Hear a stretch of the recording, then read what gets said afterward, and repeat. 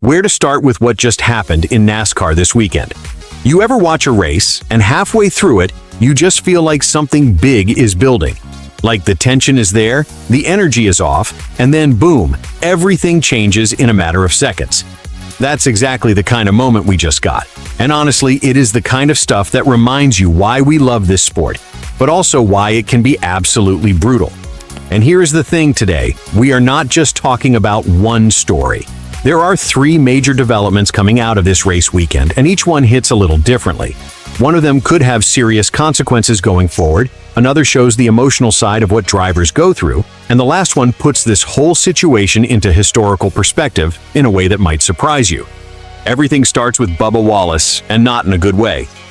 During the race at Talladega Superspeedway, we got one of those moments every NASCAR fan recognizes instantly.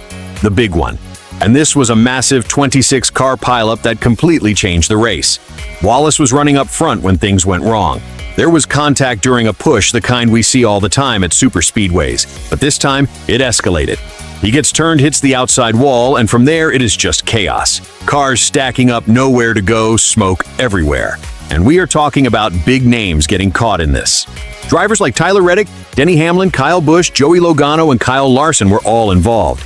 And it did not stop there. The full list of cars caught up in this thing is insane. 2, 3, 5, 6, 7, 8, 11, 12, 19, 21, 22, 23, 24, 33, 41, 42, 43, 44, 45, 51, 54, 66, 71, 77, 88, 97. That is more than half the field wiped out in seconds. Now here's where it gets serious. NASCAR has officially opened a formal review into the incident. They are not just brushing this off as Talladega being Talladega. They are digging into everything. Data radio communications in car footage, trying to figure out exactly what happened in that push sequence. Things like throttle input positioning intent. All of it is under the microscope right now. And depending on what they find, we could be looking at anything from no penalty at all the way up to fines points, deductions, or even a suspension. That is huge. Because let's be real, superspeedway racing is always aggressive. Everyone is packed together inches apart, pushing at nearly 200 miles per hour. One small mistake can trigger disaster, and most of the time, we call it a racing deal. And that is exactly how Wallace sees it. After getting out of the infield care center, he basically said what a lot of drivers think. You are on the edge every single lap at Talladega. One push at the wrong angle, and everything goes sideways. He did not blame anyone, did not point fingers, but you could tell the frustration was there. He knows how big these wrecks can get, and he knows nobody wants to be the one at the center of it. But then, we move into the second part of this, and honestly, this is where you really feel it from a fan perspective. Wallace spoke to Jamie Little after the crash, and you could hear it in his voice, just straight-up disappointment. This was already his second DNF of the season, and that is the kind of thing that quietly kills your momentum. He talked about how they had nothing to show from stage 1, how frustrating it is, and how much it hurts the team, especially with 23's XC Racing and their sponsor Xfinity. But what stood out was this. He took responsibility. He said they need to figure out how to be pushed better, how to handle those situations more cleanly, especially with their Toyota cars. That is a driver owning the moment even in a chaotic situation. And here is why this matters even more. Because coming into this race, Wallace was actually having a really solid start to the season. Top 10 finishes in 4 of the first 5 races. P11 at COTA, P11 at Bristol, then a strong P5 at Kansas. He was building something, and at the same time, he is watching his teammate Tyler Reddick go out there and win 5 races already this year. Wallace even talked about that with Steve Letarte, saying, "There is no jealousy. It is more like, man, when is it our turn?" That is real. That is honest. And then something like this happens, and it just knocks you back again. Now let's zoom out to the third part of this story, because this one puts everything into perspective. Everyone started asking the same question after the wreck. Was this the biggest crash Talladega has ever seen? And the answer is not quite. At 26, cars this wreck is absolutely one of the biggest in NASCAR Cup Series history at Talladega, no doubt about it. But it actually falls just short of the record. That still belongs to the 28-car pileup during the October 2024 playoff race. And before that, you had the 2003 Aaron's 500 with 27 cars, which for years was considered the benchmark. So, yeah, this one joins the list, but it does not top it. Still, the way it happened, classic Talladega. Lap 116, Push gone wrong.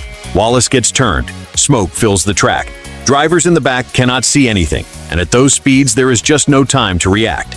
You hear things on the radio like it is a parking lot back here, and that pretty much says it all. And this is why Talladega is always at the center of these moments. Nearly 200 miles per hour, tight drafting packs, zero margin for error, one mistimed push, one blocked lane, one tiny mistake, and suddenly half the field is gone. That is the reality of superspeedway racing. So when you put all of this together, the massive wreck, the possible NASCAR penalty, the emotional fallout for Wallace, and the historical context, this was not just another crash. This is the kind of moment that can shift a season.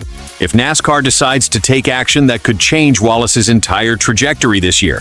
Even without a penalty, the DNF hurts in the standings, especially this early when consistency matters so much heading toward the playoffs. And as fans, we are left watching this unfold in real time, knowing that at Talladega, this can happen again at any moment. That is what makes it exciting. That is what makes it stressful. And honestly, that is what makes NASCAR NASCAR. Now, I want to hear from you. Do you think this was just a racing incident, or should NASCAR actually penalize Bubba Wallace for this? Drop your thoughts in the comments. Let's talk about it. And honestly, here is my take as a fan who watches this every single week. I do not think Bubba Wallace should be suspended for this. I really don't. This looked like classic superspeedway racing to me. At Talladega, you are always on the edge, and when you are pushing at those speeds, it takes almost nothing for things to go wrong. One slight angle, one mistimed push, and the whole field pays the price. That is exactly what this felt like. Now, I do understand why NASCAR is reviewing it. When you have 26 cars torn up, you have to look at everything. You have to check the data, the throttle input, the radio calls, all of it. That is their job, especially when safety is involved. But from what we saw, this did not look intentional, and it did not look reckless beyond what we normally see at these tracks. If anything, this just shows how dangerous and unpredictable Talladega still is, even with all the safety improvements. And I will say this too, this really hurts Wallace at the worst possible time. He was building momentum this season. He was consistent. He was running up front more often, and it felt like he was getting closer to that next step, especially compared to Tyler Reddick, who has been winning races. And then a DNF like this just resets everything. That is the part that frustrates me the most as a fan. Not even the crash itself, but what it takes away from a driver who was actually putting together a strong run this year. And when it comes to the history side of it, this is exactly why Talladega never loses its reputation. Even when it is not the biggest crash ever, it still feels like one of those moments you're going to remember. 26 cars is not a record, but it is still massive, and it shows that the next big one is always just one mistake away. So yeah, for me, this is a racing incident, a brutal one, but still a racing incident. No suspension, just learn from it, move on, and get ready for the next one. But I really want to know what you think. And if you enjoyed this breakdown, go ahead and like the